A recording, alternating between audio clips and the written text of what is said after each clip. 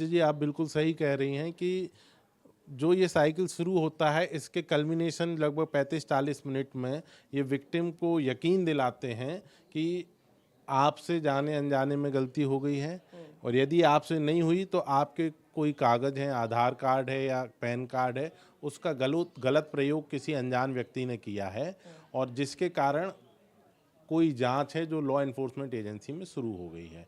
अब इस जांच को ख़त्म कराना है। तो मैं उस जगह से आपको फिर आगे ले चलता हूँ कि जब वो आपसे बात करते हैं और आपको बताते हैं कि ये दिक्कत है।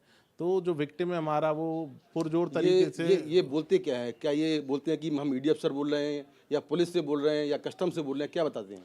ये अलग-अलग तरीके का कभी बोलते हैं कि ईडी अफ़सर बोल रहे हैं, कभी बोलते हैं हम कस्टम से, कभी आरबीआई से, कभी हम डीएचएफएल से बोल रहे हैं, कभी हम फेडेक्स से बोल रहे हैं, कभी हम जो Mumbai crime branch, Lucknow crime branch, कभी SFIO serious fraud investigation organisation. तो ये हर तरीके की लॉ एनफोर्समेंट एजेंसीज़ का नाम लेते हैं।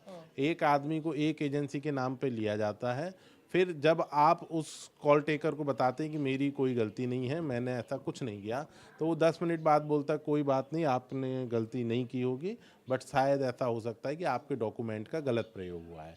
लेकिन इस विषय में एक जांच शुरू हो गई है, तो मैं आपका कॉल क्राइम ब्रांच में, कस्टम में, जो भी नाम बताते हैं, उसमें ट्रांसफ़र कर रहा हूँ। वहाँ पे जो इन्वेस्टिगेटिंग ऑफिसर हैं, आप उनको अपना ऑनलाइन बयान दे दीजिए, उसके बाद ये जाँच क्लोज़ कर दी जाएगी। अच्छा, ऐसा क्या होता है कि जो विक्टिम है, वो एक कॉल पे ऐसा बन जाता है कि उसको डिस्कनेक्ट नहीं कर पाता है? ऐसा होता क्या है? ऐसा क्या करते हैं ये उसको लोग? बाधित हाँ, करने वाला कौन-सा हाँ, पॉइंट रहता है? हाँ, नहीं, जैसे मैंने आपको बताया कि शुरू में उन्होंने बताया कि आपने गलती की है। हाँ जी। फिर जब आपने बोला कि मैंने गलती नहीं की है, तो उन्होंने ये मान लिया कि अच्छा हो सकता है आपने गलती ना की हो, आपके कागज़ का दुरुपयोग हुआ है। लेकिन जैसे ही कागज़ों का दुरुपयोग हुआ है, तो आदमी को ये बताया जाता है कि आप इनसे अपना एक बयान दे दें, ये मैटर क्लोज़ हो जाएगा। तो आदमी को ये लगता है कि ठीक है भाई, अगर धोखे से गलती से मेरा कोई कागज़ का मिसयूज़ हो गया है, तो मैं क्यों ना अपनी बात करके अपना पक्ष रख कर इस मैटर को क्लोज़ करा देता हूँ।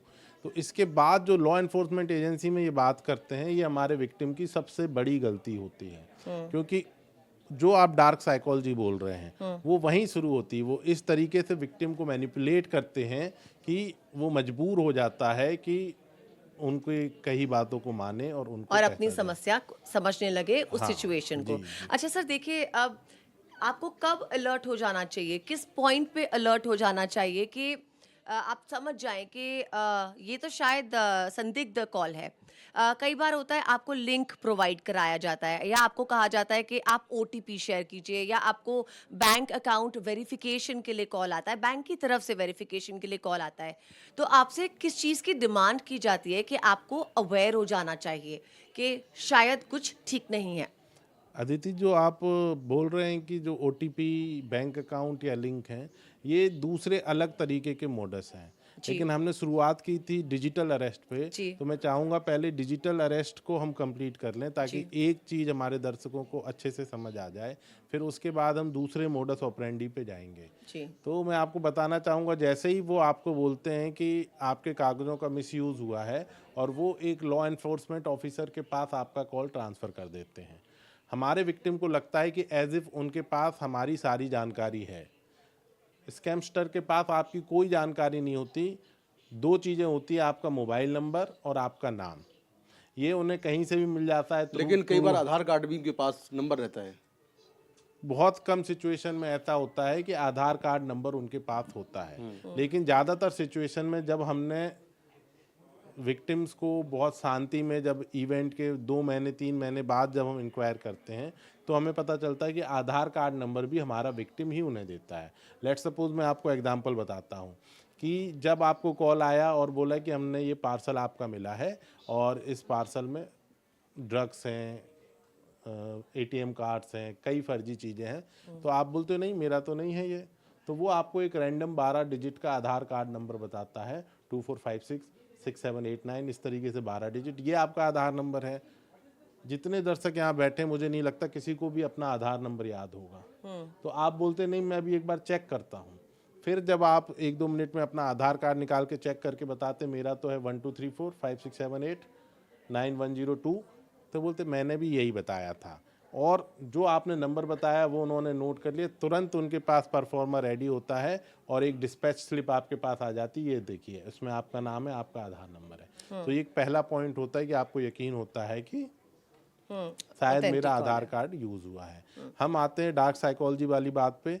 तो जब विक्टिम को ये लगता है कि कुछ गलती हो गई है, मैं इस गलती को सुधार सकता हूँ अपना स्टेटमेंट देके, तो उसका कॉल कनेक्ट कर दिया जाता है किसी सीबीआई वाले के पास, किसी भी लॉ एनफोर्समेंट एजेंसी के पास। तो जब वो अपनी बात बताता है तो वहाँ का जो अगला स्कैमस्टर है जो बात करता है, वो थोड़ा प्रोफेशनली आपसे बात करेगा, आपका नाम पूछेगा, आपके परिवार के सदस्य पूछेगा, आपके घर में कौन कौन है, आपके बेटे हैं तो कहाँ पे हैं, बेटे हैं तो बहुएं क्या कर रही हैं, बेटी है तो दामाद जी क्या कर रहे हैं। फिर आप अपनी सारी डिटेल बताते हैं और उनके साथ में वहाँ एनालिस्ट होते हैं, आपकी सारी डिटेल वो लगातार सोशल मीडिया पे चेक करते हैं, एक आपकी प्रोफाइल क्रिएट हो जाती है। लेट सपोज आप समझिए, उन्हें समझ में आता है कि आपके पास पैसे नहीं है देने के लिए, आपके जो फाइनेंशियल बैकग्राउंड अच्छा नहीं है, वो खुद ही फ़ोन काट देंगे। अच्छा। लेकिन जब आप बताते हैं कि मैं फला सैनिक फार्म में रहता हूँ, तो उन्हें आइडिया लग जाता है कि भाई ये पैसे वाले लोग हैं, या जो भी आपका एड्रेस है।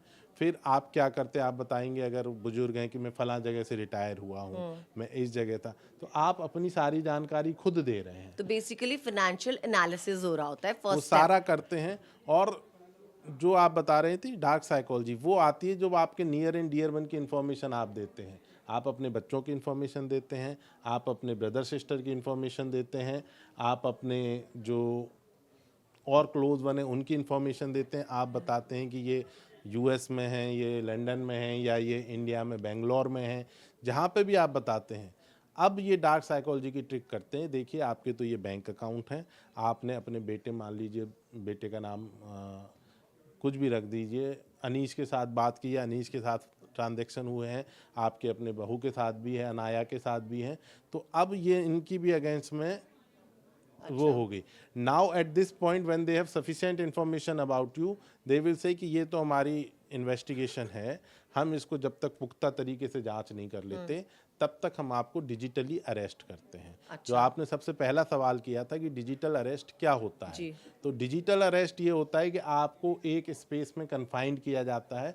आप खुद बताते हैं कि मेरा घर है, मेरे फ्लोर में 3 कमरे हैं, ये कमरा मेरा है, इसमें अटैच बाथरूम है, और बोलते हैं आप अब कमरा लॉक करिए, ये फ़ोन है, अपना चार्जर लगाइए, फ़ोन का कैमरा हमेशा ऑन रहेगा, आप हमेशा हमारी निगरानी में रहेंगे। वो आपको बोलेंगे कि आप किसी और को कॉल नहीं कर सकते, हमने आपकी सारी लाइनें बक की हैं, अगर आप किसी को भी कॉल करेंगे तो हमें पता चल जाएगा। जो आपके नियर एंड डियर वन है, हम आपके बेटे को अरेस्ट करवा लेंगे, हम आपकी बहू को अरेस्ट करवा लेंगे।